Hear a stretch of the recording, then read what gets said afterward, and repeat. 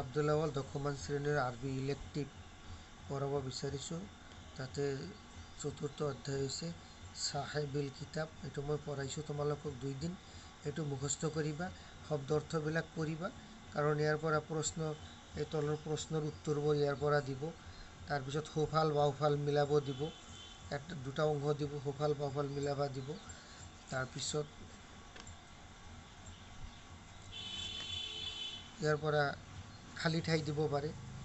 গতিকে কবিতাটো যদি মুখস্থ কৰা, বানান যদি শুদ্ধ হয়, এই তলৰ প্ৰশ্নবোৰ আৰবিৰ প্ৰশ্নত উত্তৰ দিব পাৰিবা, খালী ঠাই দিব পাৰিবা, সোঁফাল বাওঁফাল মিলাব দিলেও পাৰিবা।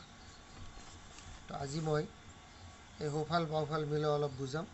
ইয়াত কৈছে আনা ফাতা জু আদাব, কিতাপত পাইছা আকৰাউ খাইৰুল কুতুব। 2 নম্বৰত আছে ইন গাবাতেল আছহাব ফা চাহিবিল কিতাব।